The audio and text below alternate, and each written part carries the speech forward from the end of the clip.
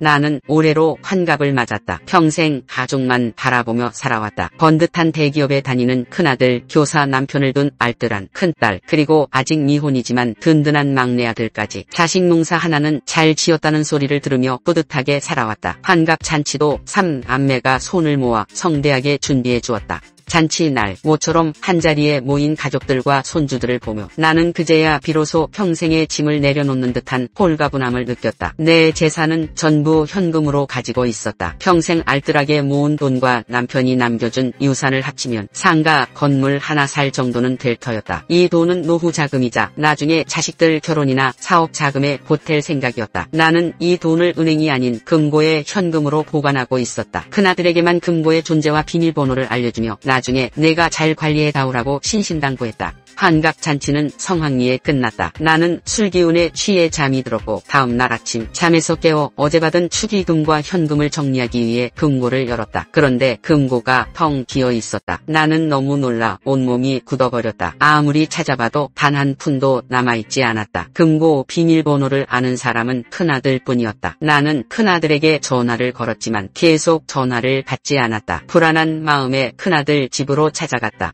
경찰에 신고하기 전 나는 가족들을 한자리에 모았다. 큰아들은 계속 거짓말을 했다. 저는 아무것도 몰라요. 금고를 열어본 적도 없어요. 하지만 그의 눈빛은 불안해 보였다. 나는 큰아들에게 금고 비밀번호를 언제 어떻게 알려줬는지 추궁했다. 큰아들은 결국 실토했다. 엄마, 사실은 아버지가 돌아가시기 전에 저한테 금고 비밀번호를 알려주셔서 혹시 엄마가 곤란해지면 돈을 꺼내라고 하셨어요. 이것만으로도 충격적인데 큰아들의 말은 계속 이어졌다. 사실 아버지가 재혼을 앞두고 계셨어요. 돌아가시기 한 달 전 아버지가 새로운 분과 결혼하려 한다면서 그분을 위해 금고에 있는 돈을 일부 빼달라고 부탁하셨어요. 세상에, 내 남편이 죽기 전 재혼을 준비하고 있었다니. 남편은 내가 알지 못하는 새 삶을 계획하고 있었고 그 증거가 바로 사라진 금고였다. 큰아들은 울면서 말했다. 아버지가 저에게 금고 비밀번호를 알려주면서 엄마한테는 절대 비밀로 하라고 신신당부하셨어요. 엄마가 알면 너무 힘들어하실 거라고. 큰아들이 착해서 남편의 부탁을 거절하지 못하고 비밀을 지켜왔다는 것이었다. 물론 큰아들도 그 돈을 일부 사용했다는 것을 고백했다. 자신의 사업 자금으로 썼고 그 돈을 채우려 노력했지만 실패했다고 했다.